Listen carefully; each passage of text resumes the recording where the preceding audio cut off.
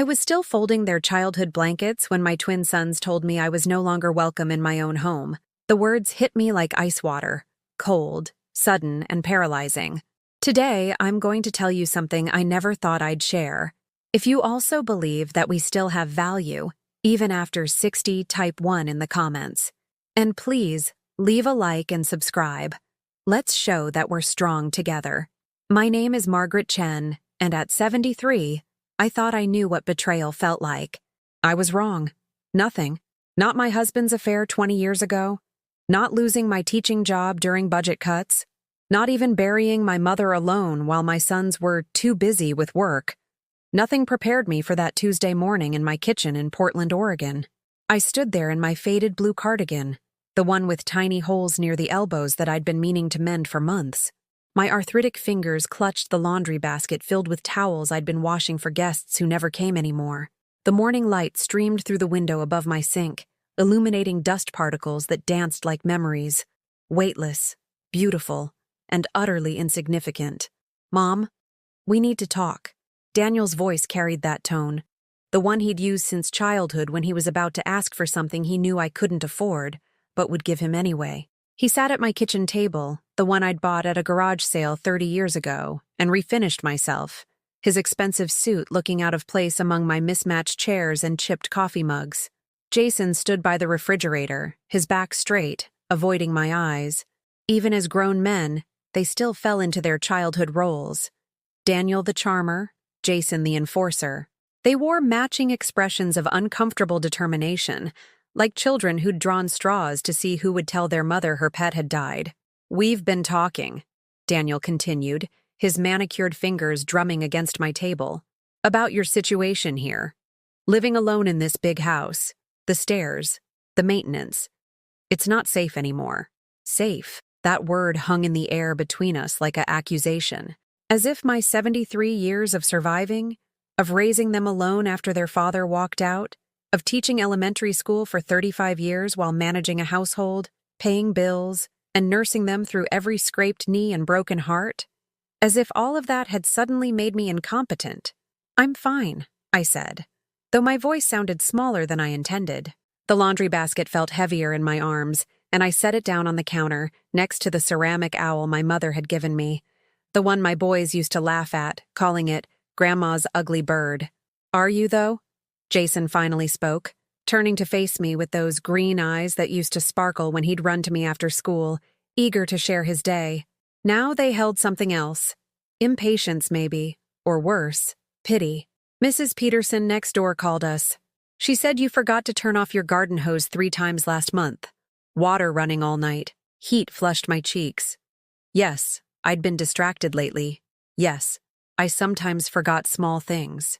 But who wouldn't, living in this echoing house where every creak and settling sound reminded me of all the laughter that used to fill these rooms, where the silence was so complete that sometimes I found myself talking to the photographs on the mantel just to hear a human voice, even if it was only my own. "We've found a place," Daniel announced, pulling out a glossy brochure from his briefcase. "Sunset Manor. It's beautiful, Mom. Professional care, activities, people your own age. You'll love it. Sunset Manor." The name sounded like something from a vacation resort, but the photos showed exactly what it was. A warehouse for the elderly, a place where families deposited their inconvenient relatives and visited twice a year with store-bought flowers and forced smiles. "I don't want to go to a nursing home," I whispered, the words scraping against my throat like sandpaper. "It's not a nursing home," Jason corrected quickly. "It's assisted living, very different. You'll have your own apartment, just smaller, more manageable." Smaller, more manageable. Like me. I thought about the garden I'd tended for 20 years, the tomatoes and marigolds that bloomed every summer despite my supposedly failing memory. I thought about my bedroom upstairs, where I'd rocked both boys to sleep during those endless nights when they had ear infections or nightmares. I thought about the kitchen where I'd taught them to make pancakes on Saturday mornings, where we'd carved jack-o'-lanterns and decorated Christmas cookies, and where I'd held them while they cried over their first heartbreaks. "This is my home," I said, louder now, surprising myself with the firmness in my voice. Daniel and Jason exchanged a look. That wordless communication they'd perfected as children. The one that always made me feel like an outsider to their twin bond. "The paperwork is already filed," Jason said, his tone gentle but final. "The deposit is paid. Your room will be ready next Tuesday." The room tilted slightly, and I gripped the edge of the counter. You didn't ask me. Mom, you would have said no," Daniel explained, as if speaking to a child who couldn't understand why vegetables were good for her. "And then we'd have spent months arguing while you lived here alone, unsafe, until something terrible happened. Something terrible." "Like what? Like dying in my own home, surrounded by my own things, in my own bed?" That sounded like a mercy compared to what they were offering. "We love you," Jason added. And those 3 words, the ones I'd waited months to hear from either of them, felt like stones in my chest. This is what's best. Best. For whom? I looked at my sons. These men I'd given everything to. These children I'd loved more than my own life, and saw strangers. When had Daniel's smile become so practiced, so empty? When had Jason learned to speak without meeting my eyes? When had they both become the kind of people who could plan their mother's exile without including her in the conversation? The morning light had shifted, and the dust particles were gone. The kitchen felt smaller, the walls closer. I could smell coffee grounds in the trash, the lavender dish soap I'd used for years. And underneath it all, the faint scent of the vanilla candles I lit every evening when the silence became too heavy to bear alone. "I need time to think," I managed to say. "There's not much time," Daniel replied, checking his watch, a Rolex I'd never seen before. "The movers come Monday. We've already arranged everything. Everything. My life, my future, my dignity, all arranged without consulting the person it would affect most." After they left, I sat in my kitchen for hours, listening to the house settle around me. The refrigerator hummed its familiar tune. The clock on the wall ticked away the seconds of my last week of freedom. Outside, Mrs. Peterson was watering her garden, the same Mrs. Peterson who'd apparently been reporting my minor failings to my sons like some kind of neighborhood spy. I thought about the last 30 years of my life, the years since their father left, how I'd worked double shifts to pay for their college educations, how I'd missed dinners with friends, vacations, even dates with kind men who'd asked, because I was always saving money for their needs, their wants, their futures.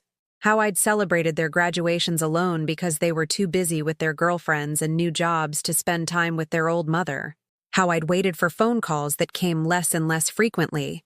How I'd pretended not to notice when they stopped inviting me to holidays, started making excuses about why they couldn't visit. How I'd convinced myself that they were just busy, just building their own lives, that the distance was natural and temporary. But it wasn't temporary. It was training for this moment, when they could dispose of me with the same casual efficiency they'd used to dispose of my feelings for years. I picked up the ceramic owl from the counter, my mother's ugly bird, and held it in my palms. It was heavier than I remembered, warm from the afternoon sun that had been streaming through the window. My mother had been dead for 10 years now. She'd died in her own home, in her own bed, with me holding her hand. She'd never had to face what I was facing. Children who saw her as a problem to be solved rather than a person to be cherished. That night, I called my sister Ruth in Seattle. We hadn't spoken in months, another casualty of the creeping isolation that had been claiming my relationships one by one. "Margaret?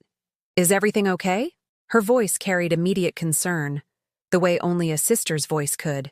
"They're putting me in a home," I said, and the words sounded even more unreal spoken aloud. Ruth was quiet for a long moment. Then, "Those ungrateful little bastards." I laughed, and it was the first genuine sound I'd made all day. Ruth had never liked my boys, not even when they were children. She'd always said they were too comfortable taking and never learned to give. I'd defended them, of course. They were my sons. But now, "What are you going to do?" she asked. I looked around my kitchen, at the walls covered with their school photos and achievement certificates, at the refrigerator door decorated with their children's artwork. Grandchildren I saw twice a year if I was lucky. I thought about Sunset Manor, about sharing meals with strangers and sleeping in a bed that smelled like disinfectant instead of the lavender sachets I'd kept in my linen closet for 20 years. I don't know, I whispered. I just don't know. But as I hung up the phone and prepared for what might be my last week in the home I'd loved and tended for 3 decades, something small and hard began to form in my chest. Not quite anger, not yet, but something colder and more patient. Something that whispered, they don't get to decide this. Not without consequences. Something that promised, this isn't over. That weekend, as I packed my life into cardboard boxes, the memories came flooding back like a dam bursting. 30 years of giving, 30 years of putting them first, 30 years of believing that sacrifice was just another word for love. I started in their old bedroom, the one I'd kept exactly as they'd left it when they moved out for college. 2 twin beds with matching blue comforters I'd sewn myself, staying up until midnight after my teaching shifts because store-bought ones were too expensive. The walls still held their high school medals, science fair ribbons, and graduation photos, a shrine to sons who'd forgotten the woman who built it. In Daniel's dresser drawer, I found the thank you card he'd written me after I'd paid his college application fees. Dear Mom, I promise I'll pay you back someday. You're the best mother in the world. Love, Daniel. The paper was yellowed now, the ink faded, but the promise felt fresh as yesterday's wound. 25 years later, and I was still waiting for that someday. Jason's drawer held something worse. Bank statements I'd never seen before. Statements showing deposits of $500 month after month for 3 years after he'd graduated. Money I'd sent him when he claimed he was struggling to find work in Chicago, when he said his girlfriend was sick and they couldn't afford her medication, when he begged me to help him make rent just one more time. But these statements showed something else entirely. He'd been depositing my checks into a savings account. While I ate peanut butter sandwiches for dinner and wore shoes with cardboard covering the holes, my son had been building a nest egg with my money.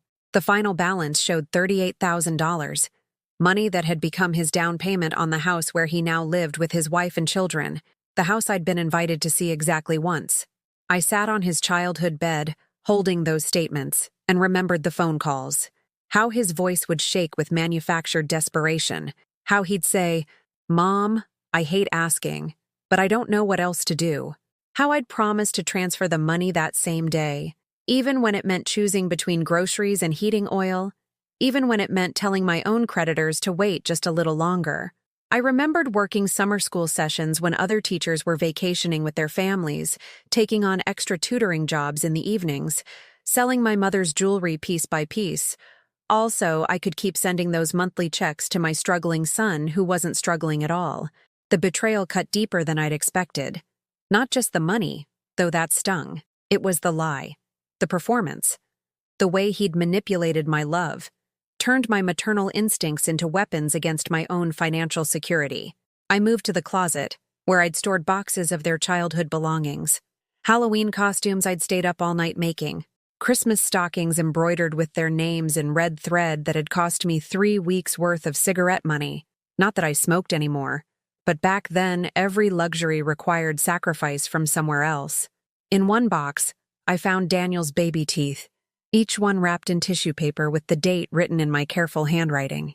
26 tiny teeth, saved, because some part of me believed that motherhood meant preserving every moment, every milestone, every physical proof of their existence. What mother saves teeth? The kind who loves too much, who finds meaning in the smallest remnants of her children's lives. Beneath the teeth, I discovered something that made my hands tremble. My divorce papers. I'd hidden them here 20 years ago, in a box of my children's memories, because even then I'd understood that my own pain mattered less than protecting them from the truth about their father. Reading through those documents now, I remembered things I'd tried to forget. How David had emptied our joint savings account the week before he left, taking $18,000. Money I'd saved from my teaching salary over 5 years. How he'd sold my car without telling me, leaving me to walk to work for 6 months until I could afford another one. How he'd moved in with his secretary 3 days after telling me our marriage was over, moving into an apartment she'd clearly been preparing for months. But what I remembered most clearly was the conversation I'd had with the boys afterward. Daniel was 15, Jason 15 and 3 minutes older, and they'd demanded to know why their father had left. "Your father and I grew apart," I'd told them. using the gentle language that protected everyone except me. Sometimes these things happen, but it doesn't change how much we both love you.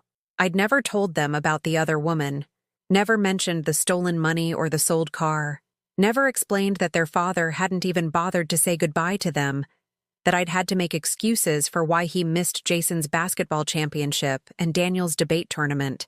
I'd protected their image of him, even as he disappeared completely from their lives, leaving me to play both parents while he started fresh with someone new.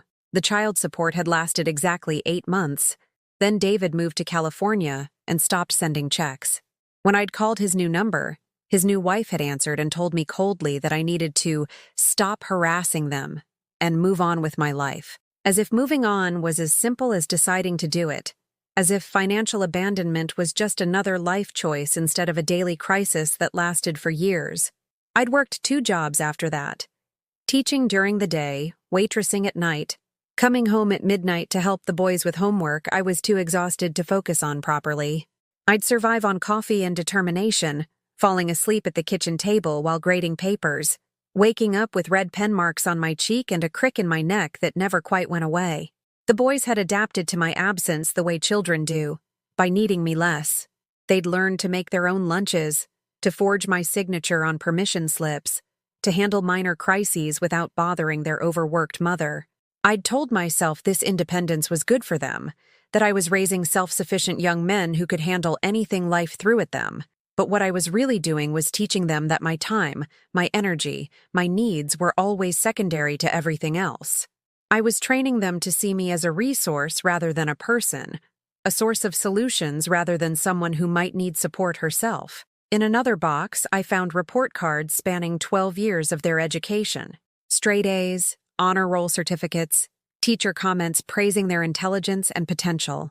I remembered every parent-teacher conference, every school play, every award ceremony I'd attended alone while other families arrived in pairs. I'd taken pictures with my old Polaroid camera, creating albums that documented their achievements while I remained invisible behind the lens. I'd missed my own college reunion to attend Daniel's high school graduation. I'd skipped my sister's wedding anniversary party to drive Jason to a college interview 3 states away. I'd postponed dental work for 2 years to pay for their SAT prep courses, living with a persistent toothache that sometimes made me cry at night when the boys were asleep. Every sacrifice had felt justified at the time. They were my children, my purpose, my reason for existing. Their success was my success, their happiness my happiness. I'd defined myself entirely through their achievements, measuring my worth as a mother by how well they performed in the world. But now, sitting in their abandoned bedroom, surrounded by the artifacts of my devotion, I began to see something else. A pattern, a transaction I'd never consciously agreed to, but had somehow been participating in for decades. I gave, they took. I asked for nothing, they provided nothing. I made myself smaller so they could grow larger. And somewhere along the way, I'd become invisible even to myself. I found my old photo albums in the bottom box, the ones from before David left. Pictures of family vacations we could barely afford. Christmas mornings when I'd spent months saving for presents that seemed modest by today's standards, but had represented enormous sacrifice at the time.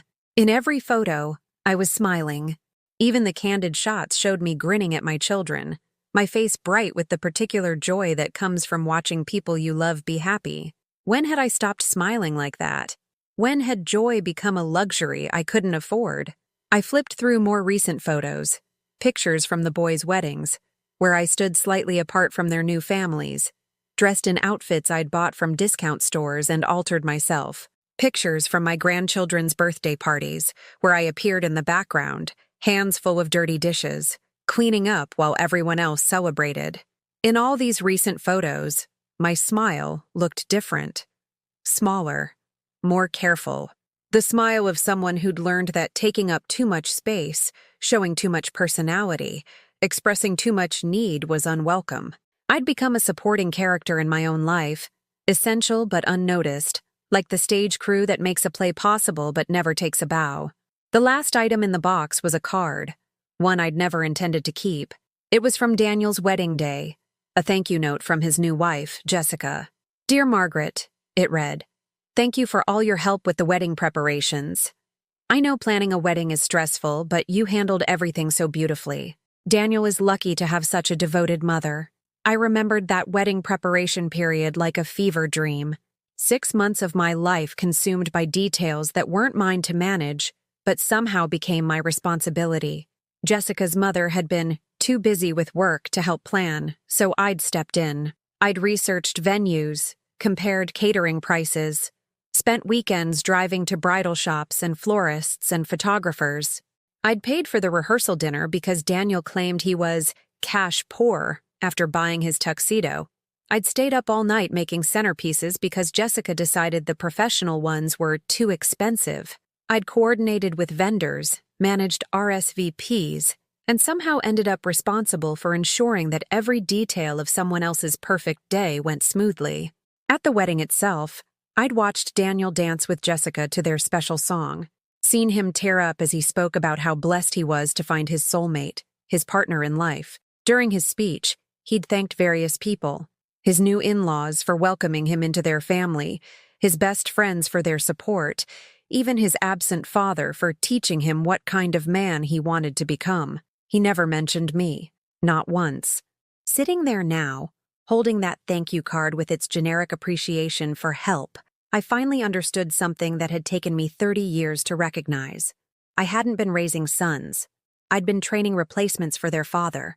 Men who would take what they needed and leave when something better came along.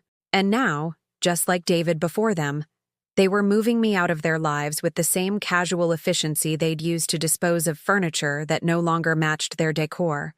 The difference was, this time I wasn't going to make it easy for them. This time, I was going to remember what it felt like to matter. Sunset Manor smelled like industrial cleaning products mixed with overcooked vegetables and something else I couldn't identify. The scent of dreams being slowly suffocated. My room was on the second floor, number 237, with a view of the parking lot and a dumpster that garbage trucks emptied every Tuesday at 5 in the morning. The walls were painted an aggressive shade of beige that seemed designed to drain hope from anyone who stared at it too long. The bed was narrow, hospital style, with metal rails that could be raised and lowered, as if I were already an invalid.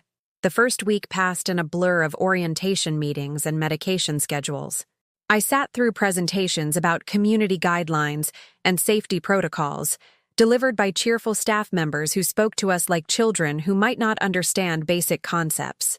We learned about meal times, visiting hours, and the importance of wearing our ID bracelets at all times in case we wandered off and forgot who we were. The other residents seemed to fall into 2 categories: those who'd accepted their circumstances with defeated resignation, and those who fought against every indignity with furious, futile rage. I wasn't sure which group I belonged to yet. My first phone call to Daniel went straight to voicemail. "Hi, you've reached Daniel Chen. I'm either on another call or away from my desk.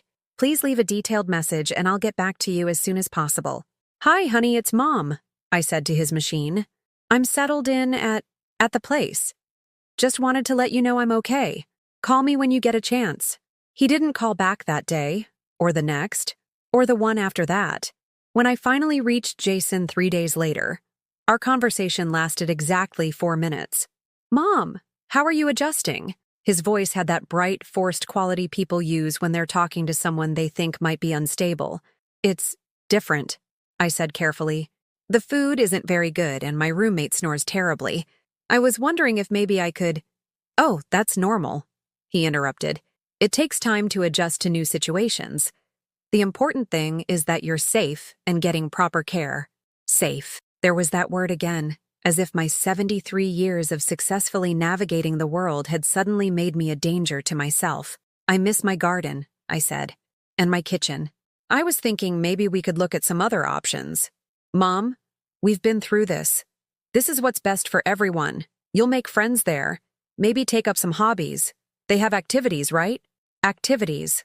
Like finger painting and sing-alongs and chair exercises led by teenagers who called me sweetie and spoke loudly as if being old had made me deaf. "I don't want to make friends," I said, surprised by the sharpness in my own voice. "I want to go home." There was a pause. "Mom, that house isn't home anymore. It's too much for you. We talked about this." No, I wanted to say. You talked. I listened.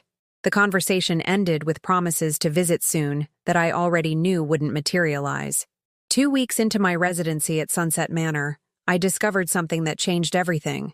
I'd been having trouble sleeping. The mattress was too firm, and my roommate, Eleanor, had night terrors that made her cry out in her sleep. So I'd taken to walking the halls at night, padding around in my slippers like a ghost haunting my own afterlife. That's when I overheard the phone conversation that shattered what remained of my illusions about my son's motivations. I was passing the nurse's station around midnight when I heard a familiar voice coming from the administrative office.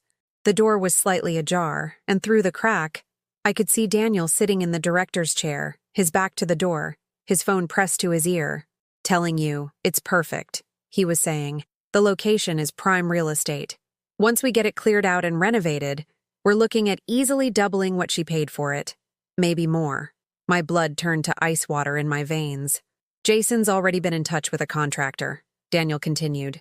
"We can start demo work as soon as we get power of attorney finalized. The lawyer says it shouldn't take long, given her current situation. Current situation. Mental incompetence, he meant. They were going to have me declared mentally incompetent. The nursing home costs are running about $4,000 a month, he said, and I could hear papers rustling.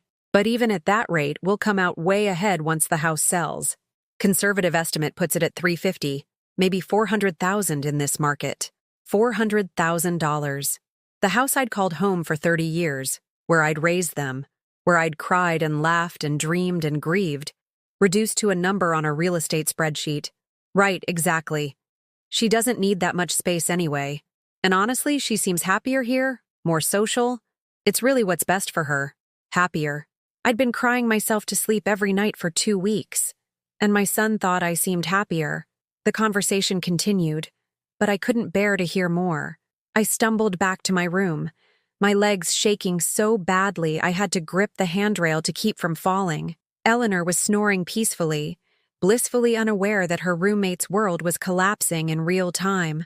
I sat on my narrow bed, staring at the beige walls, and tried to process what I'd just learned. This hadn't been about my safety or my well-being.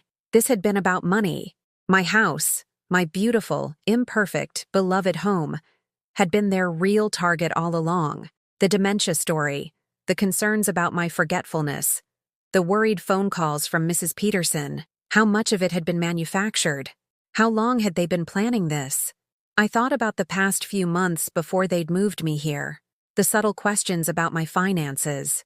Daniel asking if I'd updated my will recently. Jason wondering if I'd considered downsizing to something more manageable. The way they'd both seemed to know exactly which nursing home to choose. How quickly they'd arranged everything.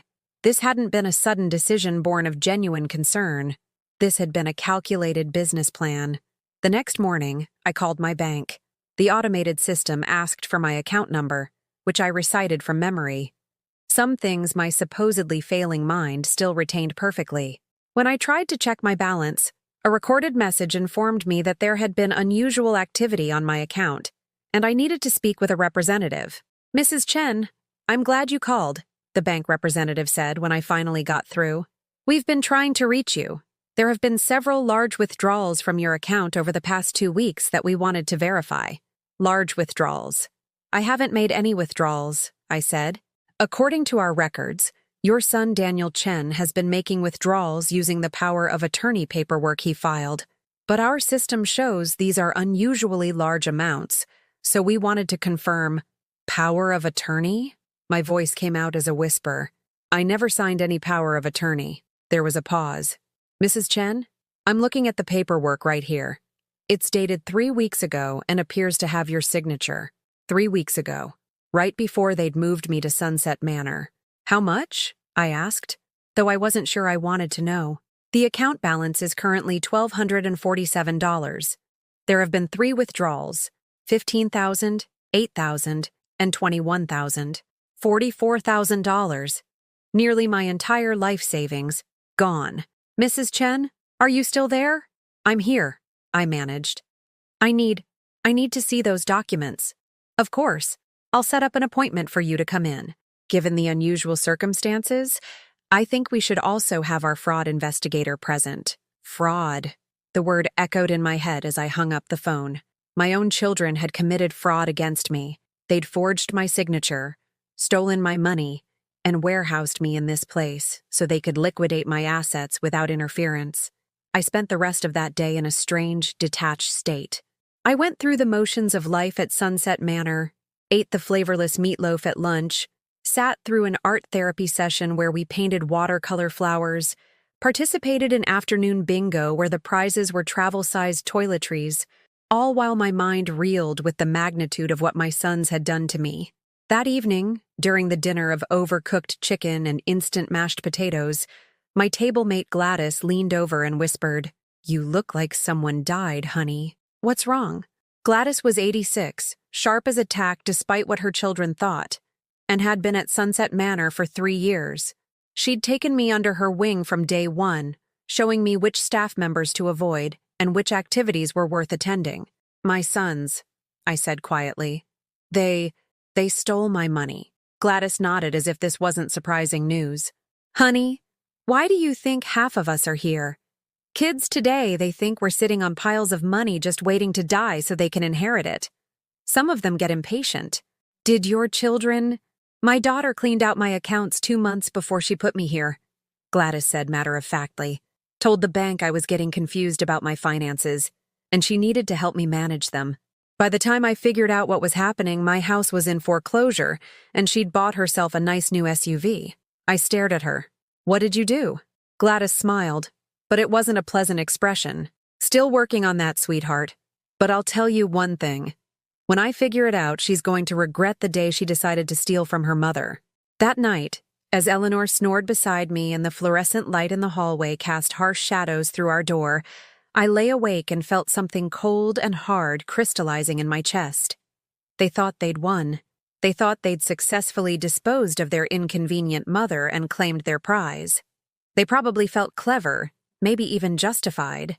After all, what was I going to do about it? I was just a confused old woman living in a nursing home, wasn't I? But as I stared at the ceiling and listened to the sounds of 50 other displaced souls trying to sleep in beds that weren't theirs, in rooms that smelled like other people's sorrows, I realized something important. I wasn't confused.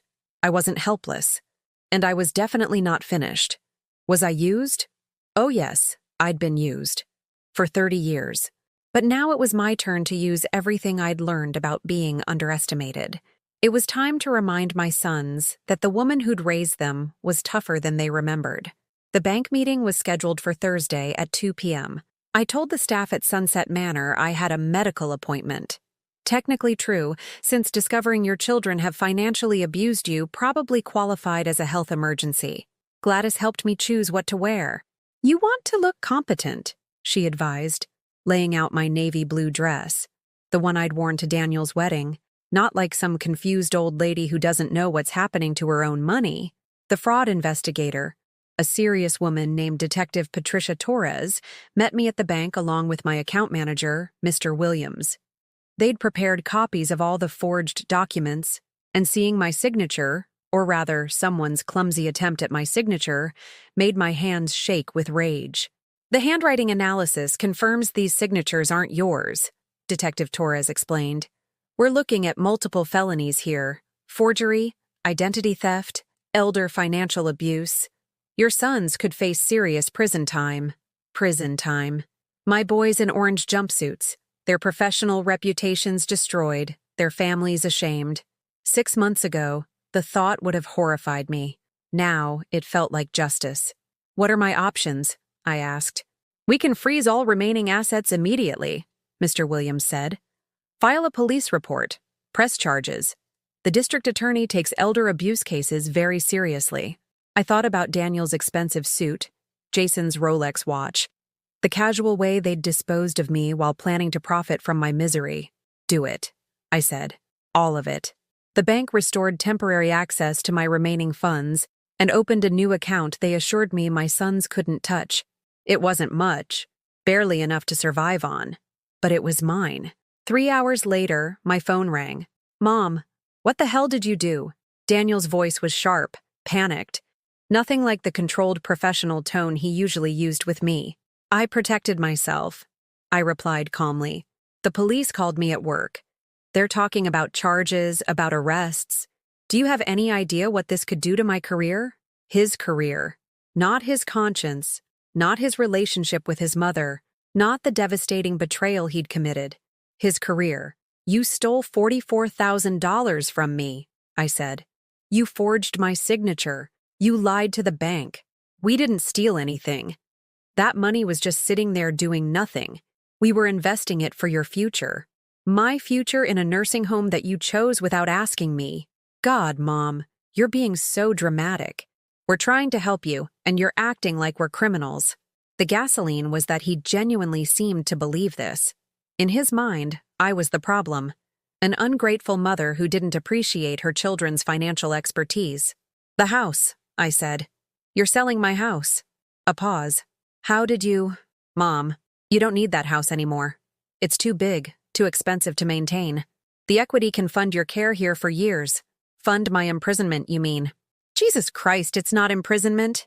It's a nice place. You're being taken care of. You should be grateful. Grateful. For being warehoused against my will while my children liquidated my life. Put Jason on a three-way call, I said. We're going to discuss this as a family. 20 minutes later, both my sons were on the line, their voices tight with barely controlled anger. Mom, this is insane, Jason began. You've frozen our access to accounts that were set up specifically to help manage your affairs. Affairs I never asked you to manage. You weren't capable of managing them yourself, Daniel snapped. You were forgetting bills, making poor financial decisions. What poor financial decisions? I challenged. You were being too generous with donations, giving money to every charity that called. I laughed, a sound with no humor in it. I donated $50 to the animal shelter last Christmas.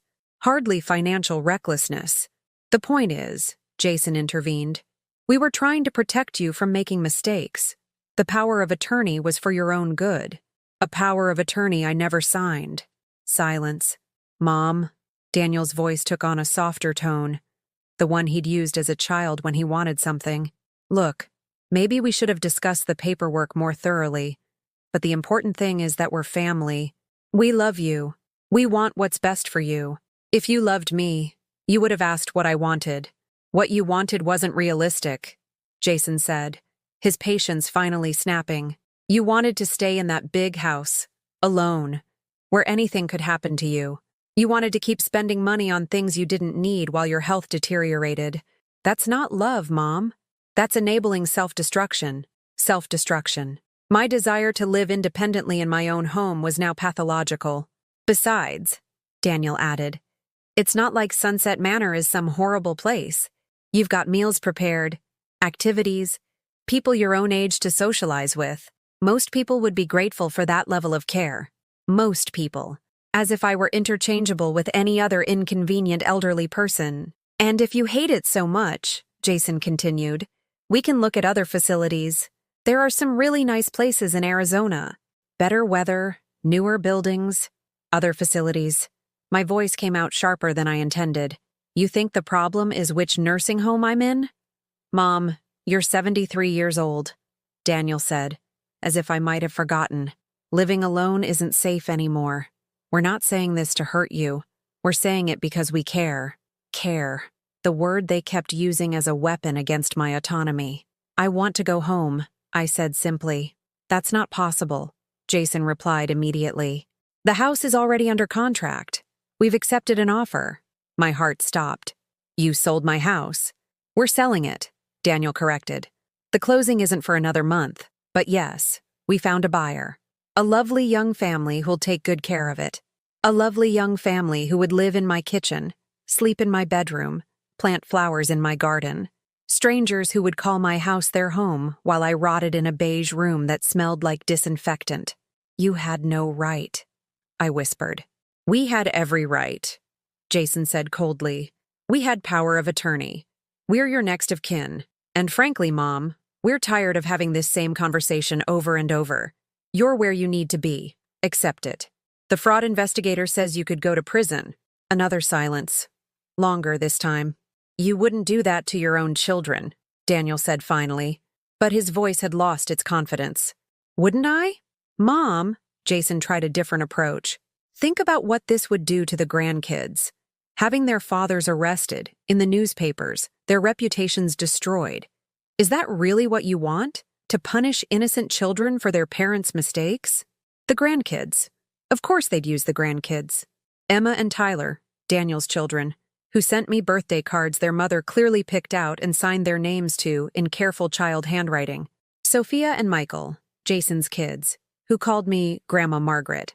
With the polite distance of children who'd been taught to respect their elders, but not necessarily love them.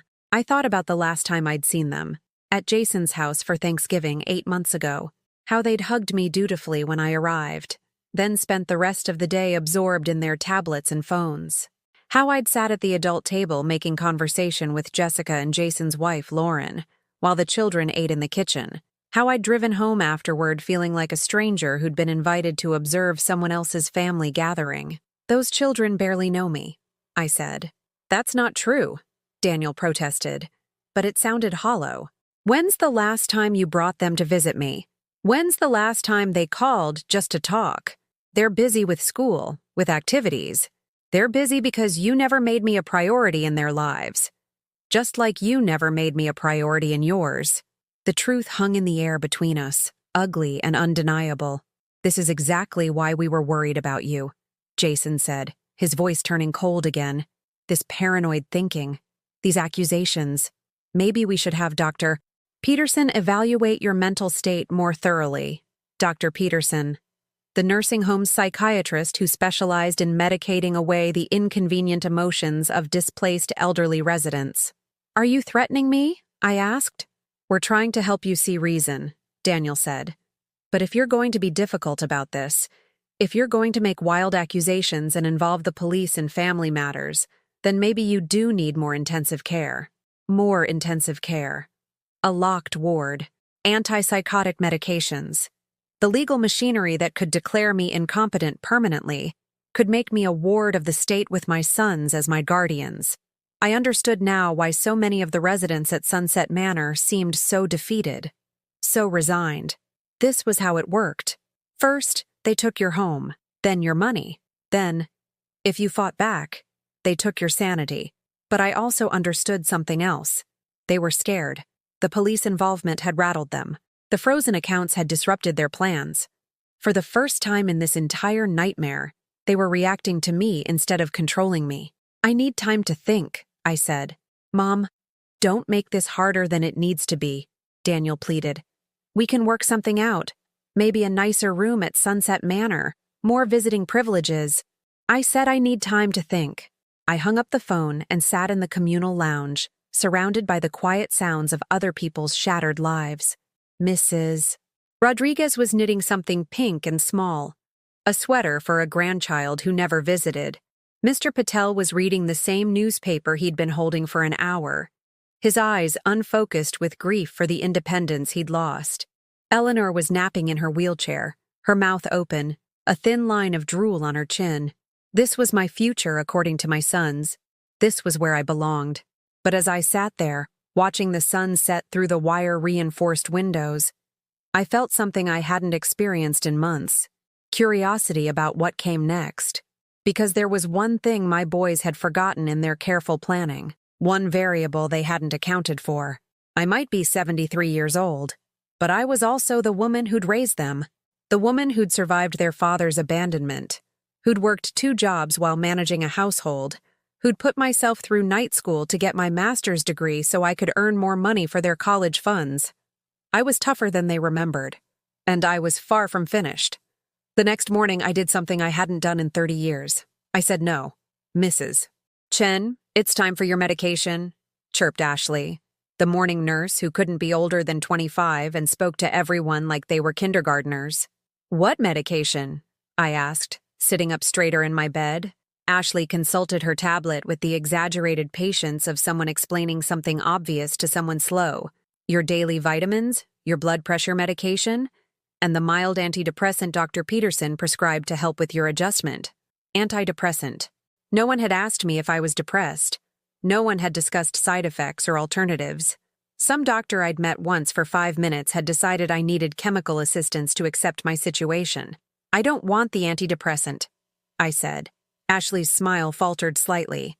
"Mrs. Chen, Dr. Peterson knows what's best for your mental health. These medications are prescribed for a reason. The reason is to make me compliant," I replied, "and I'm choosing not to be compliant. I need to speak with the head nurse," Ashley stammered, clearly not trained for residents who questioned medical authority. "You do that," I said, settling back against my pillows with more satisfaction than I'd felt in months. 20 minutes later, the head nurse, Patricia Manning, appeared in my doorway. She was a formidable woman in her 50s who ran Sunset Manor like a military operation and clearly wasn't accustomed to insubordination. "Mrs. Chen, I understand you're refusing your prescribed medication." "I'm refusing one medication," I corrected. "The antidepressant I never consented to take. Dr. Peterson prescribed it after observing signs of depression and difficulty adjusting to your new environment." "My difficulty adjusting to being imprisoned against my will isn't a medical condition," I said calmly. "It's a rational response to an intolerable situation." Patricia's eyes narrowed. "Mrs. Chen, if you're experiencing thoughts of harming yourself or others—" "I'm experiencing thoughts of living my life on my own terms," I interrupted. "Apparently that's considered a mental illness here." She made a note on her tablet. "I'll need to document your refusal to comply with prescribed treatment. This could affect your care plan. Document whatever you like. I'm not taking drugs to make myself easier to manage." After she left, Gladys shuffled over to my bed, grinning like a conspirator. "Honey, that was beautiful," she whispered. "You just rattled their whole system. They don't know what to do when we act like actual adults with rights." "I feel like I've been sleepwalking for months," I told her. "Like I forgot I had choices." "That's the point," Gladys said, settling into the visitor's chair. "They want us to forget. Makes their jobs easier when we're all docile and grateful." That afternoon, I made my second revolutionary decision. I called a lawyer. Not my son's lawyer, who'd apparently helped them forge documents. Not the facility's lawyer, who existed to protect their interests.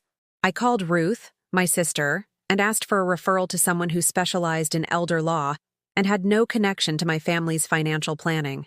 Ruth had been furious when I'd told her about the stolen money and forged documents. "Those little bastards," she'd seethed. Mom and Dad would be rolling in their graves.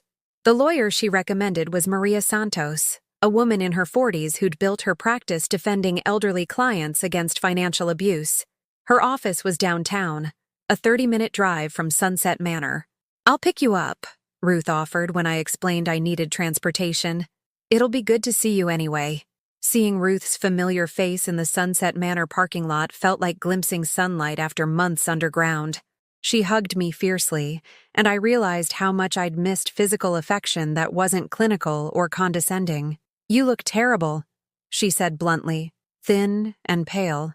Are they feeding you?" "Technically," I replied, "but everything tastes like cardboard." During the drive to Maria's office, I watched the world pass by through the passenger window. People walking dogs, mothers pushing strollers, teenagers riding bikes. Normal life, happening all around me, while I'd been locked away like some dangerous specimen. "I've been thinking," Ruth said, as we waited at a red light. "When this is all over, when you get your money back and sort out this mess, you should come stay with me in Seattle for a while. Take some time to figure out what you really want." What I really wanted. The question felt foreign, like a language I'd once spoken fluently but had somehow forgotten. Maria Santos had kind eyes and a firm handshake. Her office walls were covered with thank you letters from clients and family photos that suggested she understood the importance of genuine relationships.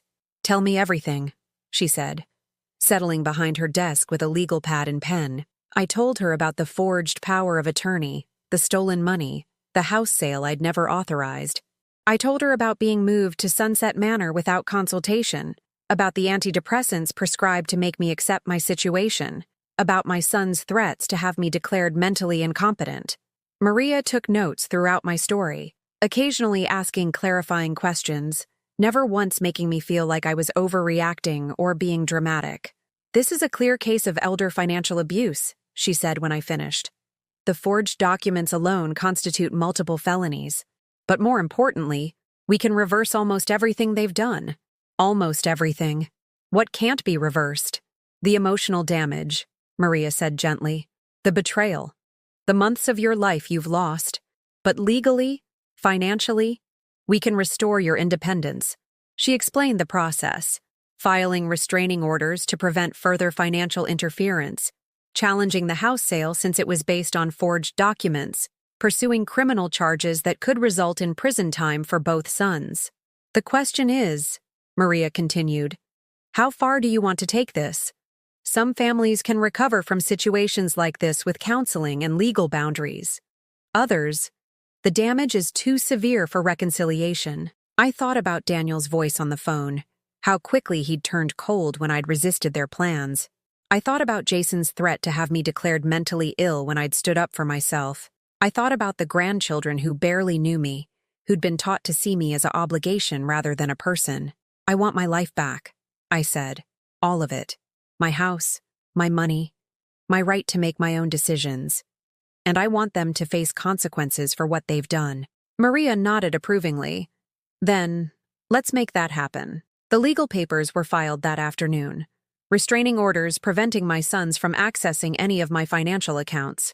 An emergency injunction to halt the house sale pending investigation. A formal complaint to the district attorney's office detailing the financial abuse and fraud. But the most satisfying moment came when I returned to Sunset Manor and found both Daniel and Jason waiting in the lobby, their faces tight with barely controlled panic. "Mom, we need to talk," Daniel said, standing as I entered with Ruth beside me. "No," I replied simply. "We don't." "The lawyer called," Jason said, his voice strained. "This has gone too far. You're destroying our family over a misunderstanding."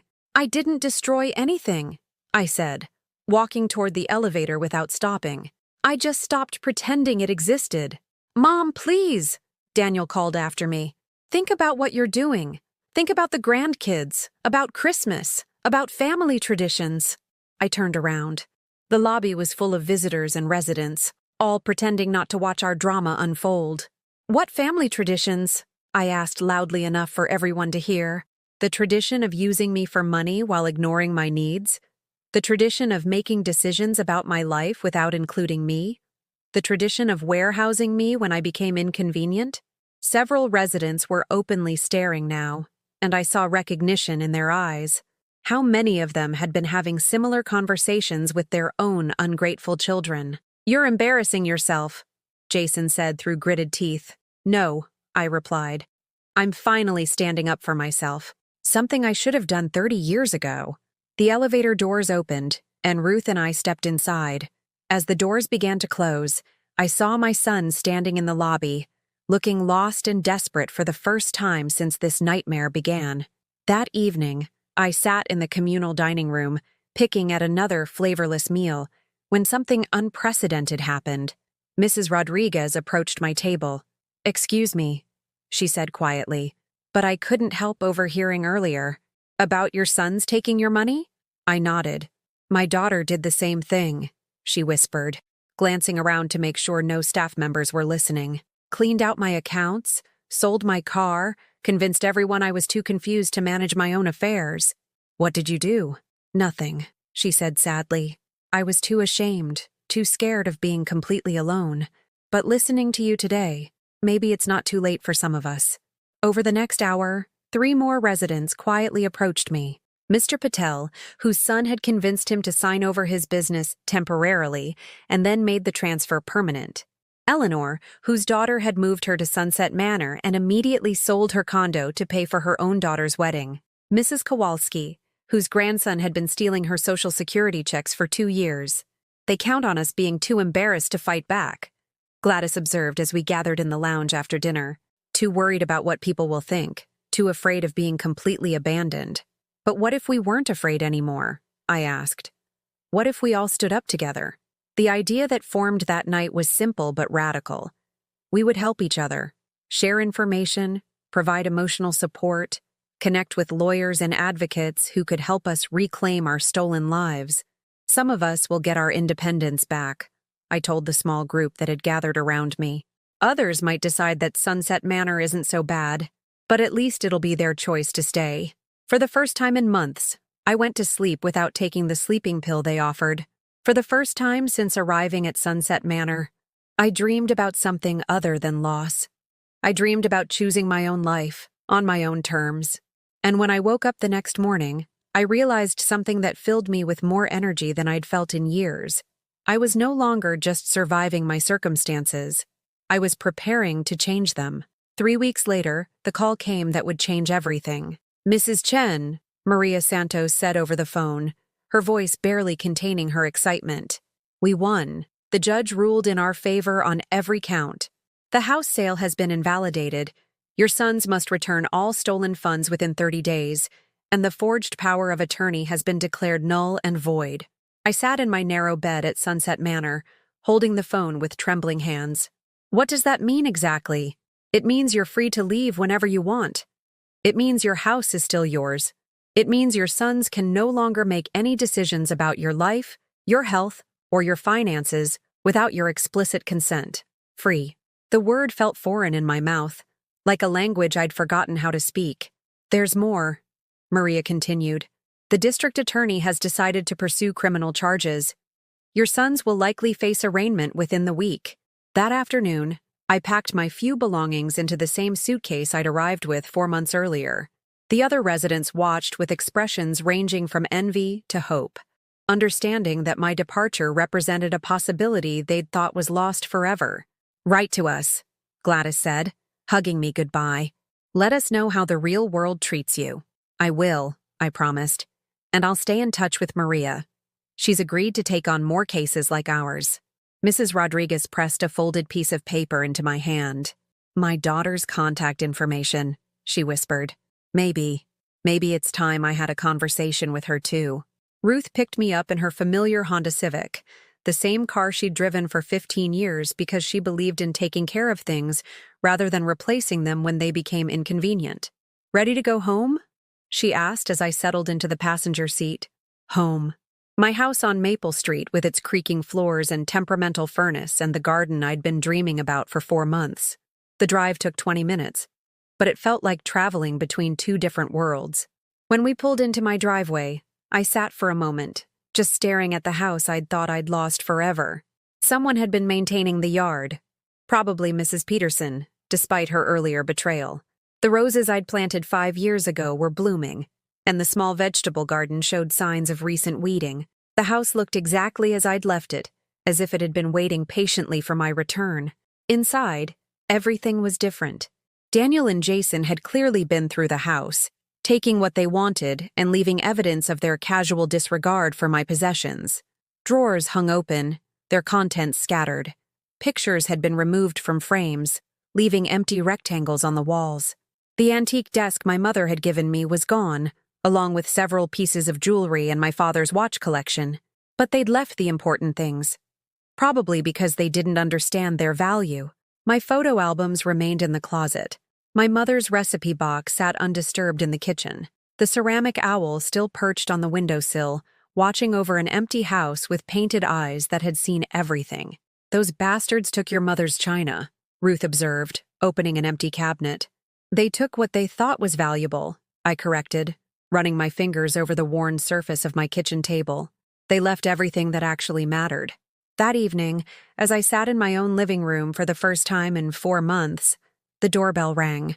Through the peephole, I saw both my sons standing on my front porch, wearing expressions I'd never seen before, fear mixed with desperate determination. I opened the door but didn't invite them in. "Mom," Daniel began, his voice carefully controlled, "we need to talk about this situation before it gets completely out of hand." "The situation where you stole my money and forged my signature?" I asked pleasantly. "Or the situation where you're about to be arrested for elder abuse?"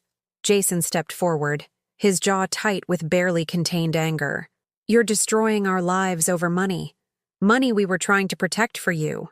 Protect for me by spending it on yourselves?" "We invested it," Daniel insisted. "We were growing your assets, planning for your long-term care needs." "Stop," I said quietly, and something in my tone made both of them freeze. Just stop lying. I know about Jason's house down payment. I know about Daniel's new car. I know this was never about my care or my future. They exchanged the look they'd perfected as children, the silent communication that had always excluded me from their world. Fine, Jason said, his mask finally slipping completely. You want the truth? Yes. We used some of your money for our own expenses. But you were just going to die and leave it to us anyway. What difference does it make if we access our inheritance a few years early? The casual cruelty of it took my breath away. Not the theft itself, but the way he spoke about my death as if it were a minor inconvenience, delaying their access to what they considered rightfully theirs. And the house? I asked. You don't need a house this size, Daniel said.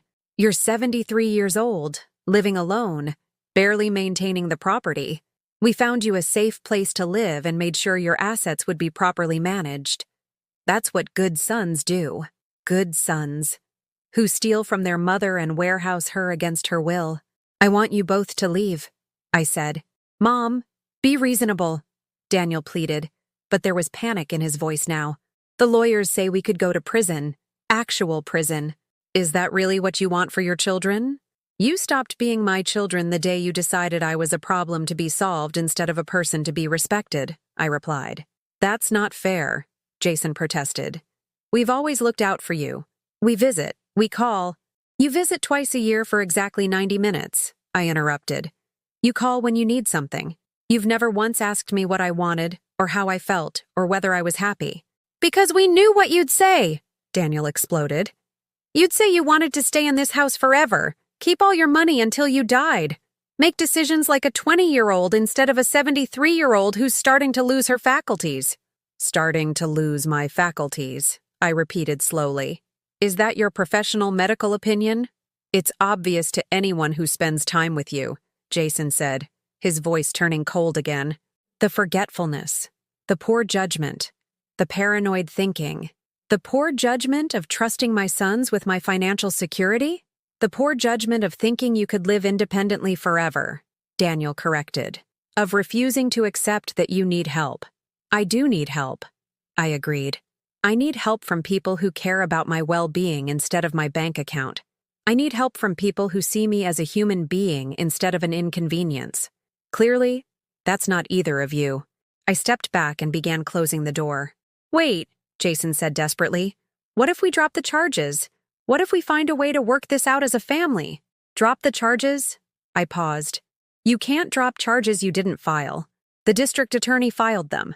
Because what you did to me is a crime, not a family disagreement. Mom, please. Daniel was begging now, all pretense of authority gone. Think about the grandchildren. Think about Christmas, about birthdays, about family gatherings. You're going to destroy all of that over money? The grandchildren. Christmas. Family gatherings where I sat on the periphery, useful for bringing gifts and cleaning up afterward, but never truly included in the celebration. I'm not destroying anything, I said. I'm simply stopping my participation in a relationship that only went one direction. So that's it? Jason's voice turned ugly again. You're cutting us out of your life completely? I'm giving you exactly what you've been giving me for years, I replied. Nothing.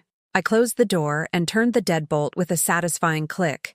Through the window, I watched them stand on my porch for several minutes, probably debating whether to ring the bell again or try another approach. Finally, they walked back to Daniel's car, their heads bent together in urgent conversation. They drove away without looking back. I made myself a cup of tea. Real tea, not the institutional bags they served at Sunset Manor, and sat at my kitchen table, looking out at the garden I'd missed so desperately. The tomatoes needed staking, and the marigolds could use deadheading. But everything was growing exactly as I'd left it.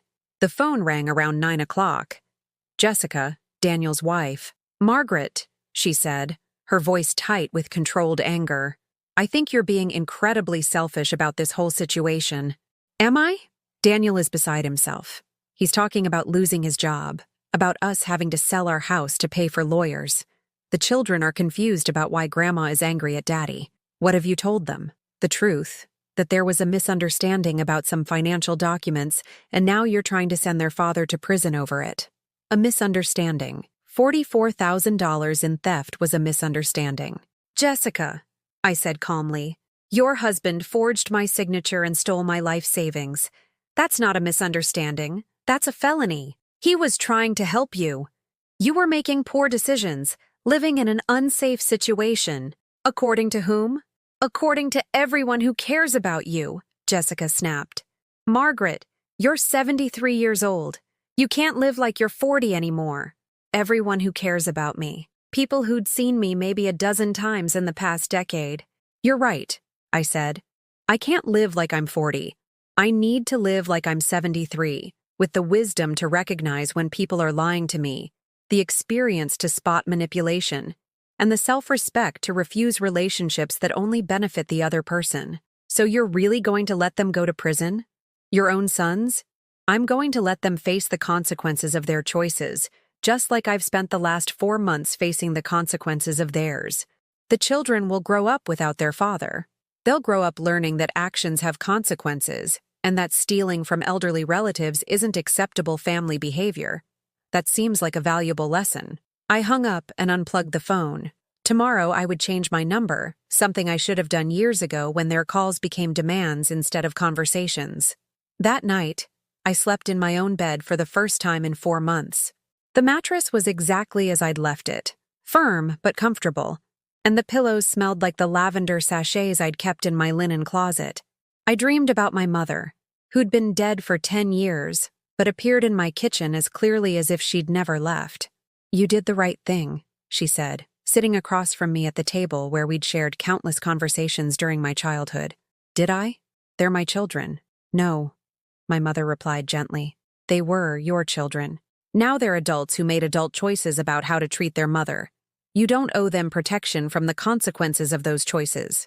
When I woke up the next morning, sunlight was streaming through my bedroom windows, and I could hear birds singing in the maple tree outside. Real birds. Not the institutional sounds of nursing home life. I had my life back, not the life I'd had before. That was gone forever, along with the illusion that my sons loved me unconditionally. But I had something better. A life that was entirely my own, free from obligation to people who saw me as a burden rather than a blessing. It was time to find out who Margaret Chen really was when she wasn't busy being the mother of ungrateful children. The first morning of my new life, I woke up at 5:30 a.m., not because someone was coming to check my vital signs or dispense medications, but because I wanted to. For the first time in decades, I had nowhere to be except exactly where I was. I made coffee the way I liked it, strong, with real cream, and sat on my back porch watching the sunrise paint my garden in shades of gold and amber. The tomatoes had grown wild in my absence, climbing their stakes with determined enthusiasm. The marigolds had self-seeded, creating little patches of orange and yellow throughout the vegetable beds, like nature's confetti. Everything was overgrown, imperfect, beautifully chaotic, just like me. I spent that first week relearning the rhythm of my own life. I ate breakfast when I felt hungry, took long baths in the middle of the afternoon, stayed up until midnight reading books I'd been meaning to get to for years. I played music loudly, classical in the morning, jazz in the evening, and sang along without worrying about disturbing anyone. The silence in my house wasn't the hollow emptiness I remembered from before Sunset Manor. It was full of possibility, pregnant with choices that were entirely my own. On Wednesday, I did something I hadn't done in 30 years. I bought myself flowers. Not for a special occasion, not because someone was visiting, but simply because the sunflowers at the farmer's market made me smile. I arranged them in my mother's crystal vase, the one Daniel and Jason had left behind because they didn't recognize its value, and placed them on my kitchen table where I could see them while I drank my morning coffee. The flowers transformed the entire room, adding life and color to spaces that had felt gray and diminished. When had I stopped believing I deserved beautiful things just for the sake of beauty? Ruth called every day that first week, ostensibly to check on me, but really to make sure I wasn't drowning in the solitude she worried might overwhelm me. "How are you adjusting?" she asked during one of our evening conversations. "I'm not adjusting," I told her, surprising myself with the certainty in my voice. "I'm remembering who I was before I became someone's mother, someone's problem, Someone's obligation. And who is that? I looked around my living room at the empty picture frames where photos of my sons used to hang, now filled with snapshots I'd taken of my garden, my neighborhood, my own hands working in the soil. I'm still figuring that out, I admitted, but she's someone I like spending time with. The second week, I did something even more radical. I joined a pottery class at the community center. I'd always wanted to try working with clay, but there had never been time. Always someone else's needs taking priority. Always someone else's schedule to accommodate. The instructor was a woman named Sarah, probably in her 40s, with clay-stained aprons and laugh lines around her eyes. The other students ranged from college kids to retirees, all united by the desire to create something beautiful with their hands. Don't worry about making it perfect, Sarah told us during the first session. Clay has its own ideas about what it wants to become. Our job is to listen and guide, not control. As I centered my first piece of clay on the wheel, feeling it spin beneath my palms, I thought about how different this was from everything else I'd been doing for the past 30 years. No one needed this bowl I was making. No one was depending on me to get it right. I was creating simply for the joy of creation, for the pleasure of watching something take shape under my touch. The bowl collapsed 3 times before I managed to pull up walls that held. But instead of frustration, I felt exhilaration. Failure here wasn't a crisis or a disappointment to someone else. It was just information, feedback about what to try differently next time. "You're a natural," Sarah said, watching me smooth the rim of my 4th attempt. "Have you worked with clay before?" "No," I said, surprised by how steady my hands looked, how confident my movements felt. "But I think I've been waiting my whole life to try this." During the 3rd week, something unexpected happened. I was working in my garden, transplanting the volunteer tomato seedlings that had sprouted everywhere, when a young woman appeared at my fence. "Excuse me," she called out. "Are you Mrs. Chen?" I looked up, shading my eyes against the afternoon sun. She was maybe 25, with kind eyes and a nervous smile. "I am. I'm Emma Peterson, Mrs. Peterson's granddaughter." She told me about what happened with your sons, about how you fought back and got your life back. Mrs. Peterson's granddaughter, the woman whose phone calls had started this whole nightmare. "I wanted to apologize," Emma continued, stepping closer to the fence. "My grandmother has been telling people she was trying to help, but I think she was just gossiping. She didn't understand how her calls would be used against you." I set down my trowel and walked to the fence. Up close, Emma looked tired, worried about something beyond her grandmother's involvement in my family drama. "What's really going on?" I asked gently. Emma's composure cracked. "It's my grandfather. He's been having memory problems, getting confused about money, forgetting to pay bills. My grandmother is overwhelmed, and my parents keep talking about putting him in a facility. The familiar story. Another family facing the complex realities of aging. Another set of adult children looking for simple solutions to complicated problems. But he's not ready for that," Emma continued. "He just needs some support, some structure. The house is too much for my grandmother to manage alone, but it's been their home for 40 years.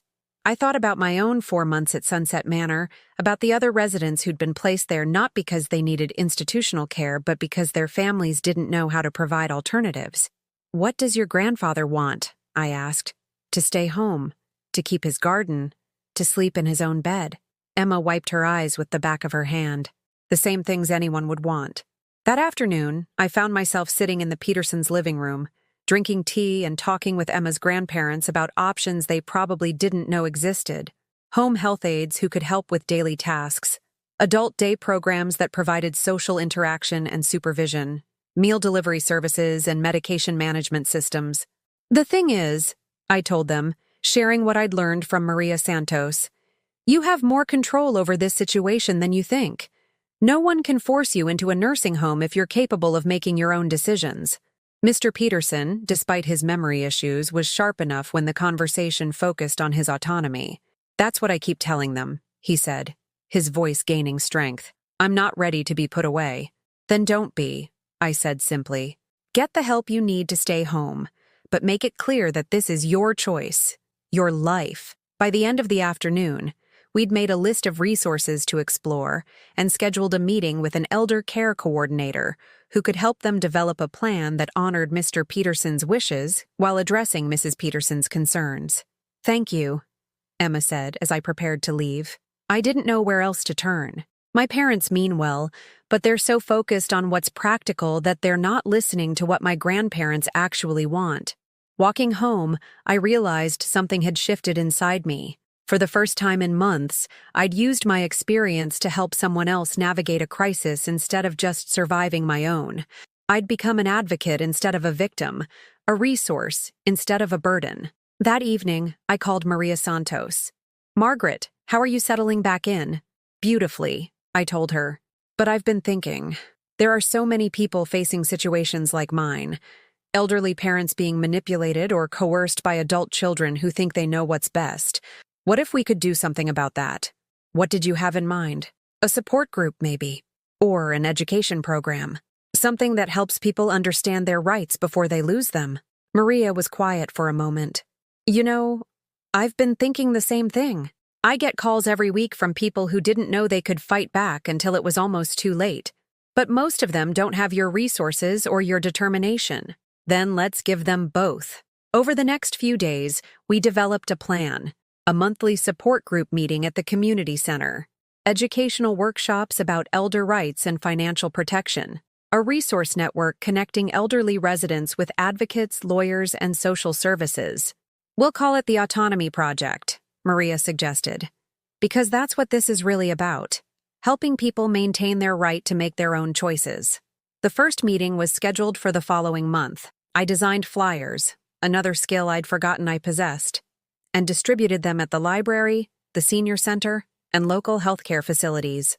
But the most meaningful moment came when I received a letter from Gladys at Sunset Manor. "Dear Margaret," she wrote in her careful handwriting, "your departure has caused quite a stir here. 3 more residents have contacted lawyers about their financial situations, and Mrs. Rodriguez finally confronted her daughter about the stolen money. We started an informal support group in the lounge, residents helping residents figure out their options. I thought you should know that your courage has given others permission to be brave too." I read the letter 3 times, sitting in my garden among the marigolds and overgrown tomatoes, and felt something I hadn't experienced in decades: pride in my own actions, satisfaction with choices I'd made for myself instead of for other people.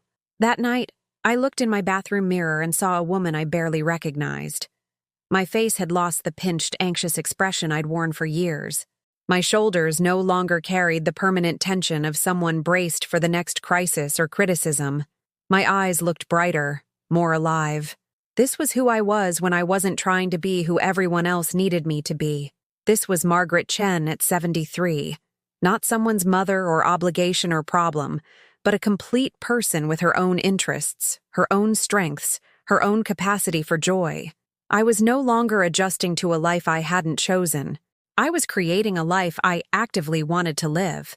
And for the first time in 30 years, the future felt like something to anticipate rather than something to endure. 6 months later, I sit in my kitchen on a crisp October morning, watching the maple leaves fall like golden snow outside my window. The ceramic bowl I made in pottery class holds fresh apples from the tree in my backyard. Apples I picked myself yesterday, standing on a ladder despite being 74 now, because I wanted to, and because I could. The Autonomy Project has grown beyond anything Maria and I imagined. Our monthly meetings draw 40 to 50 people. Elderly residents, their adult children, caregivers, and advocates all working together to ensure that aging doesn't automatically mean losing control over your own life. Last month, we helped Mrs. Rodriguez get her daughter to return the stolen Social Security money. 3 weeks ago, we connected Mr. Patel with a lawyer who's fighting to restore his business ownership. But the victory I'm proudest of came just last week, when Emma Peterson called to tell me her grandfather was celebrating his 78th birthday in his own home, tending his own garden, sleeping in his own bed. The family had found a care plan that honored his independence while providing the support he needed. "You saved him," Emma told me. "You saved our whole family from making a terrible mistake." "I didn't save anyone," I told her. "I just helped them remember that elderly people are still people, with rights and preferences, and the wisdom that comes from 7 decades of making their own decisions. The house feels different now. Not empty, but peaceful. I've filled the rooms with things that bring me joy. Pottery from my classes. Books I actually want to read. Plants that thrive under my care because I tend them for my own pleasure rather than out of obligation. The photo frames that once held pictures of my sons now display images of my new life. My hands shaping clay on the pottery wheel, the sunrise over my garden. Myself and Ruth laughing at a cafe in Seattle where I spent 2 weeks this summer just because I felt like traveling. I get Christmas cards from some of the residents I met at Sunset Manor. People who've found their way back home or who've made peace with where they are because it was genuinely their choice.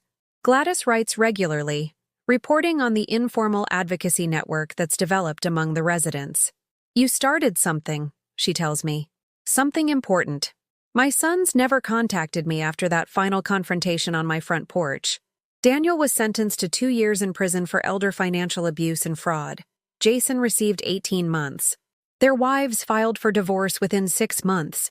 Apparently, financial crimes and public humiliation weren't compatible with the suburban lifestyle they'd cultivated. I felt sadness about their marriages ending, about their children growing up with this scandal shadowing their family. But I didn't feel guilt. The consequences they faced were the direct result of choices they made as adults, choices that prioritized their financial gain over their mother's autonomy and dignity. Sometimes I wonder if they think about me, if they've learned anything from what happened. But mostly, I don't think about them at all. They've become part of my past, like a job I outgrew or a house I moved away from, significant in shaping who I became, but no longer relevant to who I am now. The woman I am now wakes up each morning wondering what interesting thing might happen today, instead of dreading what crisis I'll be expected to solve. She makes plans based on her own interests rather than other people's needs. She says no to requests that don't align with her values, and yes to adventures that spark her curiosity. Last month, I signed up for a beginning Spanish class because I've always wanted to visit Mexico. Next spring, I'm planning a pottery retreat in New Mexico, where I'll spend a week learning traditional techniques from Native American artists. These aren't things the old Margaret would have considered. Too expensive, too self-indulgent, too risky for a woman my age. But the new Margaret has learned something the old one never understood. At 74, with good health and financial security, I have perhaps 10 good years left. Maybe 15 if I'm lucky. Those years are too precious to spend making other people comfortable with my choices. Yesterday, I received an unexpected visitor. A young woman knocked on my door, nervous and hesitant, introducing herself as Sophia. "Jason's daughter, my granddaughter. I've been wanting to contact you for months," she said, perched on the edge of my couch like she might need to run at any moment. "But my mom said, well, she said you hated us now because of what Dad did." Sophia is 19, a sophomore at Portland State University studying social work. She has Jason's green eyes but none of his calculated charm. When she speaks, she looks directly at me with the kind of honest attention I'd forgotten my family was capable of. "I don't hate you," I told her. "I don't hate your father either, but I can't have relationships with people who see me as a resource to be managed rather than a person to be respected." "I know what he did was wrong," she said quietly. "Stealing from you, putting you in that place against your will. I didn't know about any of it until after he was arrested. But when I found out," she shook her head, "I was so ashamed." "You don't need to be ashamed of your father's choices," I said. "You only need to be responsible for your own." We talked for 2 hours. She told me about her studies, her interest in advocating for elderly rights, her plans to work with seniors after graduation. I told her about the Autonomy Project, about my pottery classes, about the life I'd built since leaving Sunset Manor. Would it be okay if I visited you again?" she asked as she prepared to leave. "Not because I want anything, not because I'm trying to fix what happened with Dad, just because you're my grandmother and I'd like to know you." I looked at this young woman who'd driven across town to apologize for her father's crimes, who'd chosen to reach out despite her mother's disapproval, who'd spent our entire conversation asking about my life rather than talking about her own needs. "I'd like that," I said. "But you should know. I'm not the same grandmother you remember. I don't cook big family dinners or send birthday checks or babysit on weekends. I'm not available to solve problems or provide free labor. Sophia smiled. Good. I don't want someone who's available for those things. I want a grandmother who teaches pottery and advocates for elderly rights and travels to Mexico to learn Spanish. That sounds much more interesting. After she left, I sat in my garden with a cup of tea, watching the late afternoon light filter through the maple leaves. For the first time in 6 months, I thought about family. Not the toxic dynamics I'd escaped, but the possibility of connection based on mutual respect rather than obligation. Maybe Sophia and I could build something different. Maybe we could model what family relationships look like when they're chosen rather than assumed, when they're maintained through genuine affection rather than duty or guilt. Or maybe we couldn't. Maybe the damage was too deep, the patterns too entrenched. But for the first time, I was willing to find out. Not because I needed her approval or company, but because I was curious about who she might become and whether there was space in both our lives for an authentic relationship. This evening, as I write in the journal I've started keeping, another new habit that serves no one but myself, I realize how profoundly my definition of success has changed. 6 months ago, I measured my worth by how well I served others, how effectively I solved their problems, how little trouble I caused. Now I measure it by how honestly I live, how courageously I make choices, how much joy I can create in the ordinary moments of an ordinary day. I am 74 years old. I live alone by choice. I spend my money on pottery classes and fresh flowers and books that make me think. I advocate for elderly rights because it matters to me, not because anyone expects it of me. I plan trips and make friends and pursue interests that have nothing to do with anyone else's needs or approval. Some people might call this selfish. I call it essential. The truth is, we don't stop being complete human beings when we turn 60 or 70 or 80. We don't suddenly become children who need other people to make our decisions for us. We don't automatically lose the right to live according to our own values and preferences just because we've accumulated more birthdays than the people around us. But too many of us forget this. We let ourselves be diminished, managed, warehoused, dismissed. We accept other people's limitations on our lives because we're afraid of being completely alone, or because we've internalized the message that asking for what we want is selfish or unreasonable. I'm here to tell you, it's not selfish to want autonomy over your own life. It's not unreasonable to expect respect from the people who claim to love you. It's not too late to choose differently, even if you're 73 and living in a nursing home that someone else picked for you. The day I walked out of Sunset Manor wasn't the day I got my old life back. It was the day I discovered I could create a completely new one. Have you ever felt forgotten, dismissed, or warehoused by the people who are supposed to love you most? Have you ever wondered if there's more to life than managing other people's expectations and solving other people's problems? Let me know in the comments. I read every single one, and your stories matter to me. And if this story touched something in you, if it reminded you that you still have choices and power, and the right to live according to your own values, please hit that like button and subscribe to this channel. These stories need to reach the people who need to hear them most. Because sometimes the most radical thing you can do is remember that you matter just as much as everyone else, and act like it.